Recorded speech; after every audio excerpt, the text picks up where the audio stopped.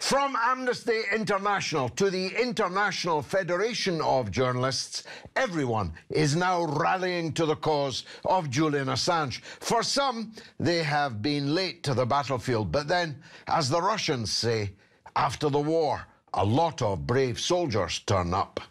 For nearly a decade, some, now holding the banner, demanded that Julian Assange should return to Sweden because he had a case to answer.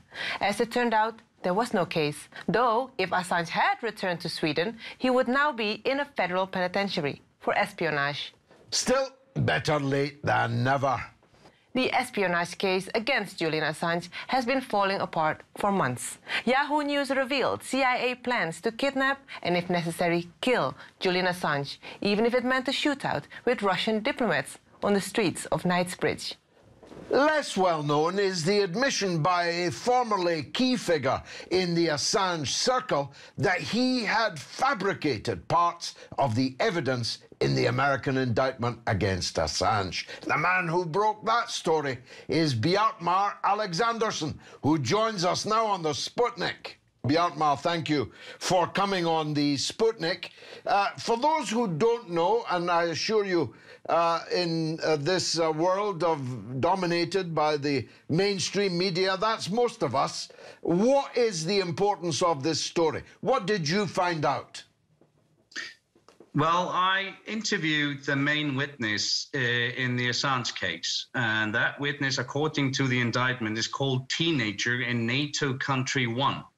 And that teenager is Mr. Sigurður Þórðarson, an Icelandic citizen, and that NATO Country 1 is actually Iceland. So what I revealed after about 9 hours of interview with him and going over a few thousand chat logs regarding his communications while he was working for WikiLeaks in a minor role and also working for the US government at the time as an FBI informant. It seems that the indictment and what it says in the indictment and what Mr. Sigurður Þórðarson tells me does not add up. And this is quite important because his testimony comes in the updated indictment of the US government in the case against Julian Assange. And in this updated indictment, they are trying to paint the picture of Mr. Assange as a hacker and not a journalist. And therefore, they can get away and release themselves away from the so-called New York Times problem, which the Obama administration had. Which is that if the story can be published in the New York Times, and that's not a crime, how could the furbishing of that story to the New York Times be a crime? Exactly. So he is defended by the First Amendment according to US law and all the legal experts I've spoken to regarding it. If that is the case that he's a journalist, but as soon as the US government can change Mr. Assange to a hacker, which in this case they're using the testimony of Mr. Þórðarson, then it's a complete different story. And he can be arrested because he's not a journalist, but a hacker. The teenager sounds a charming young fellow, but he admitted to you to lying and fabricating. What were the key lies and fabrications, according to him? The thing is that in the indictment, the best case, or in the indictment, is actually about that Mr. Assange asked Mr. Þórðarson to hack the Icelandic parliament and gather information of phone recordings of Icelandic members of parliament. According to our research, this is a fabrication in the indictment. There was no hacking of the Icelandic parliament. There was no police investigation here in Iceland even. So this never happened. And according to Mr. Sigurður Þórðarson, he was only given a USB key with files on it. And he believed that those files were audio recordings. In my conversation with him, he could not confirm that because he never took a look at them. And he also gave it personally, according to him, to Assange. But there's no evidence to back that up. Also, it's in the indictment that Mr. Assange asked Mr. Sigurðsson to hack the Icelandic search and rescue program so he can trace police vehicles in Iceland. That's not true. This account was actually Mr. Sigurður Þórðarson, his own account, and there's no evidence that ever shown that Mr. Assange actually used it. And the third one is is actually about basically in the indictment. It says that Mr. Assange asked Thordarson to hack a bank to get bank documents. Well, there was no hacking of no bank because all Icelandic journalists had these bank documents before. So there was no crime. And in our investigation, the name of Mr. Julian Assange has never, ever entered the police database here in Iceland. So there have been no investigations. And even back in 2011, when the FBI came here first to discuss to Mr. Thordarson, the FBI lied about what they were doing in Iceland, and the Minister of Interior, Mr. Ögmundur Jónasson, actually kicked out the FBI for lying to the Icelandic government. So this case regarding his testimony is filled with holes, and we're still working on it and seeing how many more holes we can actually find. So who and what is this teenager? Is he a plant, a psychopath, a con man? What is he? Yeah, that's actually true. He is actually a convicted con artist, and he was convicted also in Iceland for sexually abusing minors, 9 in total. There were actually 15 victims that we know of.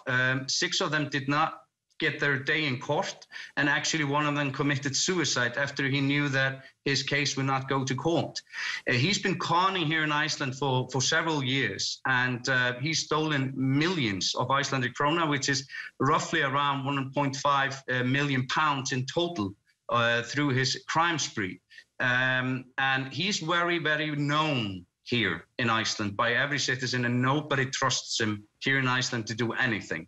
So wait a minute now. You're saying that the whole world is fixated upon a case being brought by the most powerful state on earth based on the testimony of a convicted child molester and a convicted con man.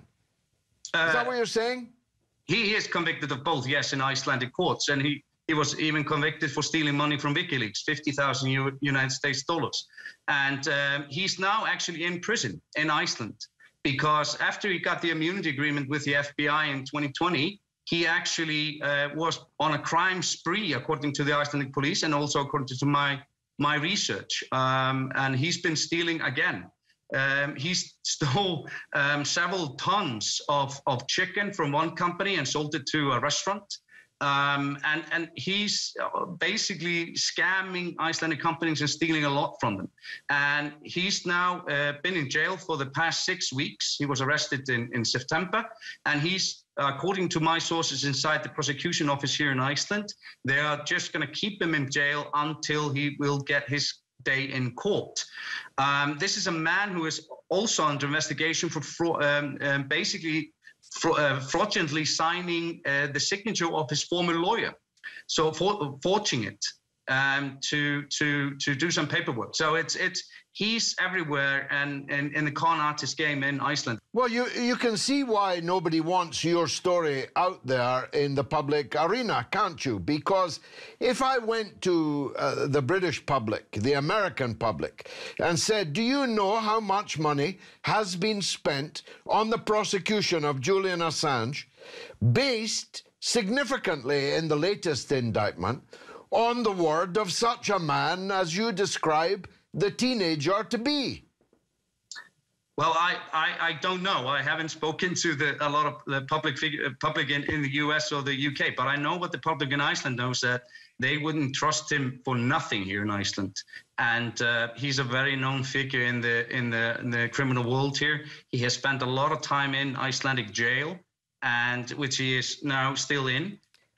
But it's well, I have to come to defend. Actually, The Guardian, they actually did an article about this and spoke to Mr. Thordarson, where he confirmed everything that we have written about here at Stundin in Iceland. So there are some good journalists there and coming to get it out. But this is a developing story, and hopefully more media outlets will pick it up. The Assange case might be coming to an end. We might get a verdict in the next few weeks. It might throw the American case out. Assange might be freed. If that happens, then the story you broke is going to turn out to have been world historic. And yet, if you don't mind me putting it this way, you're rather an inexperienced journalist, 3 years in the business.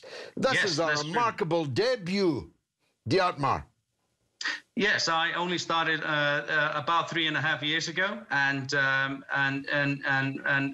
I don't know, maybe this fits me, but I've been doing quite good stories here in Iceland, which is not known internationally. Trust me about that. But yes, this connection during Mr. Thórðarson is an international one now, and I was available to go through this. But I had already written about Mr. Thórðarson, about his con game he was playing here in Iceland. So I was able to get in touch with him regarding the FBI case and talk about it. And there were a lot of people who helped out here, both here in Stundin and other places in Iceland, to get this story through. It took through a few months to get it through. It was a lot of work, a lot of time and effort put in this. And as I said, this is the outcome where we can see that the updated indictment against Mr. Assange is full of holes regarding the testimony of teenager in NATO country 1.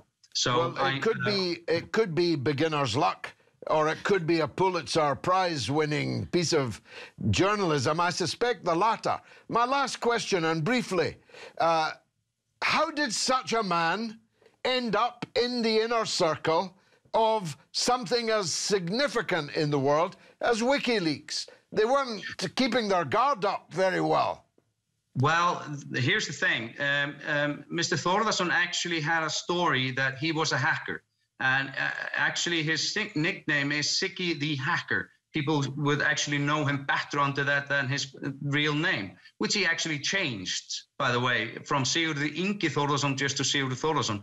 This is a known thing here in Iceland about what criminals do to be unrecognized. But the thing here regarding this testimony and regarding his role in the WikiLeaks was he came in as a fraudulent. He said that he leaked information to the media, but actually he sold the information to the media, actually to a colleague of mine for 100,000 Icelandic kroners, bank documents. And this is what got him on the map.